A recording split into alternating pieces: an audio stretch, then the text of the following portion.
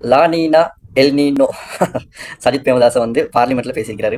ப்ரொனவுன்ஸரோட பாருங்க. பார்த்துட்டு கட்டாயம் முக்கியமான ஒரு விஷயம் சொல்ல போறேன். அதனால ஸ்கிப் பண்ண வேணாம். கட்டாயம் பாருங்க.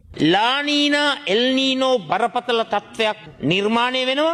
මෝසම් වැසි සාමා உங்களுக்கு தெரியுமா El Niño La Niña, El Niño La Niña, super El Niño, இந்த 3 விஷயம் இருக்குது. எல்னினோன்றது வந்து நாங்க பார்த்தோம்னு சொன்னா வறட்சி, லானினோன்றது வந்து குளிர்ச்சி, சூப்பர் எல்னினோன்றது கடுமையான வறட்சி. இதைத்தான் சிம்பிளா நாங்கள் விளங்கிக் கொள்ள வேண்டிய விஷயம்.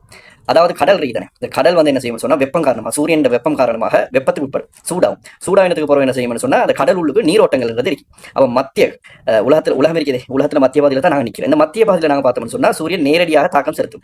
அப்படி என்ன சூரியன் கதிர்கள்ன்றது நேரடியாக படும். அப்படி நேரடியாக படும் பொழுது என்ன நடக்கும்னு சொன்னா மத்திய பகுதி என்றது வெப்பமாகும் சொன்னா கடல் தான் வெப்பமாகும். அப்போ நீர் என்றது வெப்பமாகி ஒரு நீரோட்டத்தை உருவாக்கும். அதை நாங்கள் சொல்றோம் வெப்ப நீரோட்டம் சொல்லி. அதே நாங்கள் பார்த்தோம்னா துருவம் இருக்குது, வடக்கு தெற்கு துருவங்கள் இருக்குது. அப்போ இந்த துருவங்கள் என்ன நடக்கும், சூரியன் கதிர்கள் என்றது அந்த படுகோணம் என்றது ஒரு கோண வடிவத்தில் படும். மிக மெதுவான்றதை விட தூரம் கூட, ஆகவே பெரிய அளவில் படாது. ஆகவே இந்த துருவம் 2 பகுதியிலிருந்து உருவாகக்கூடிய நீரோட்டங்கள் குளிர் நீரோட்டங்கள் என்று சொல்றோம். அப்போ இந்த குளிர் நீரோட்டங்கள் வந்து கடல்ல கலக்கும் பொழுது அது வந்து நாங்கள் பார்த்தோம்னு சொன்னா லா நீனோன்னு சொல்றோம். அதாவது குளிர்ச்சி தன்மை கொண்ட ஒரு காலநிலையை உருவாக்கும். வெப்ப நீரோட்டங்கள் வந்து இந்த பசிபிக் சமுத்திரத்தில் வந்து கலந்துச்சுன்னு சொன்னா வறட்சி தன்மையை உருவாக்கும். இதுதான் சிம்பிளான விஷயம். அப்போ இந்த சூப்பர் எல்னினோன்றது வந்து பசிபிக் சமுத்திரத்தில் ஏற்படக்கூடிய ஒரு மாற்றம் உண்டு. அதாவது எப்படி மாற்றம் சொன்னா கடல்ல ஏற்படக்கூடிய மாற்றம். இந்த மாற்றம் வந்து காலநிலையை பெரிய அளவில் பாதிக்கும். காலநிலையை பாதிக்கும் பொழுது என்ன நடக்கும்னு சொன்னா மனிதர்கள்ட்ட இயல்பு வாழ்க்கை என்றது பாதிக்கும். அதாவது எங்கட பொக்கட்டை பாதிக்கும். ஸ்டாப் இது தேவையில்லாதான்னு சொல்லிட்டு ஸ்கிப் பண்ணிட்டு போவான். ஸ்கிப் பண்ணிட்டு போனதுக்கு பொறுத்தா தித்வால் அடிபட்டோமே இல்லையா, வெள்ளப்பெருக்கு வந்துச்சு, மண்சரிவு வந்துச்சு, அதுக்கு எங்க பொக்கெட்டுக்கு தான் அடிபட்டுச்சு. அதனால இது மாதிரியான விஷயம் கட்டாயம் நாங்கள் தெரிஞ்சு கொள்ள வேணும். எங்க பிள்ளைகளுக்கு நாங்கள் என்ன செய்யணும் சொல்லிக் கொடுக்க வேணும். அதனால இந்த எல்னினோண்ட என்ன, லாலினோண்ட என்ன, சூப்பர் எல்னினோண்ட என்னன்னு சொல்லி விளங்க கொள்ளுங்க. ஏன்னு சொன்னா டிசம்பர் கால பகுதியில் வந்து பெரிய அளவுல ஒரு தாக்கம் செலுத்தும். அதில் இலங்கையும் இருக்கேன்னு சொல்லி சொல்லப்பட்டிருக்கு. அதனால இதுல விளங்க கொள்ள வேணும் என்ன விஷயம் நடக்குது, எங்க பொக்கெட்டுக்கு அடிக்குமா எங்களுக்கு அடிக்குமான்ற விஷயத்தை விளங்க கொள்ள வேணும். அப்ப இந்த எல்னினோ லாலினோ தாக்கம் காரணமாக நாங்கள் பார்த்தோம்னு சொன்னா முதலாவது எல்னினோ நாங்கள் பார்க்க வேணும். அதாவது வறட்சி கூடினு சொன்னா மழை குறைஞ்ச வறட்சி கூடும். வறட்சி கூடினதுக்கு பிறகு என்ன நடக்கும், உலகத்துல வெப்பநிலை என்றது அதிகரிக்கும். வறட்சி கூடினோடனே வெப்பநிலை அதிகரிக்கும். சில நாடுகள்ல மழை என்றது குறையும், கடுமையாக குறையும். அதே மாதிரி இந்த இலங்கையை விட இந்தியாவை நாங்கள் பார்த்தோம்னு சொன்னா பெரிய துணை கண்டமாக இருக்கு, நிலப்பகுதியா இருக்குது. ஆகவே வறட்சி ஏற்படும். அப்ப எங்க நாட்டிலே நாங்கள் பார்த்தோம்னு சொன்னா அதிகமான வெயில் அடிக்கக்கூடிய காலமாக மாறும், மழை குறைஞ்சோடனே. ஆகவே வறட்சி என்றது கூடும். வறட்சி கூடினா எங்களுக்கு எங்க தாக்கும்னு சொன்னா சாப்பாடுக்கு. எப்படி சாப்பாடுக்கு தாக்கும், விவசாயம் எல்லாம் பாதிக்கும். தானிய விவசாயம் பாதிக்கும். தானிய விவசாயம் பாதிச்சா எங்களுக்கு சோறு வராது இல்லையா.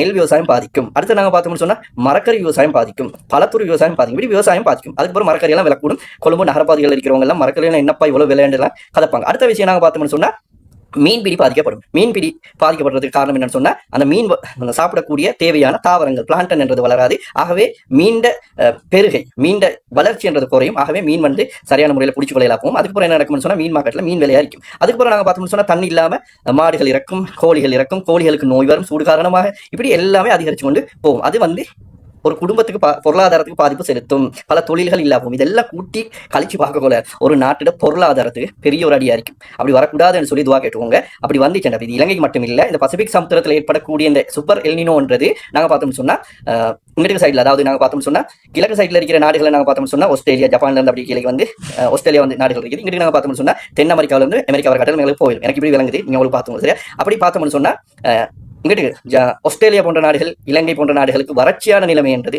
நிலவும். அதே வேலை அங்கிட்டு நேரெதிர், அதுக்கு நெகட்டிவ் சைட்ல அதிகமான மழை வீழ்ச்சி என்றது அங்க பெய்யும். மழை அதிகமாக பெய்யும் பொழுது அங்க வெனிசுவேலா, கொலம்பியா அந்த நாடுகளில் நடக்கும். பேரு முக்கியமாக பேரு என்ற நாட்டில எல்லாம் மண் சரிவு, வெள்ள அபாயங்கள் என்றது ஏற்படும். இப்போ இப்படியான தகவல்களை தெரிஞ்சு கொள்ள வேணும்னு சொன்னா கட்டாயம் என்ன செய்யுங்கன்னு சொன்னா ஏஜி அசீர் முகமது என்ற யூடியூப் சேனலை சப்ஸ்கிரைப் பண்ணுங்க, ஃபேஸ்புக் பேஜை ஃபாலோ பண்ணுங்க.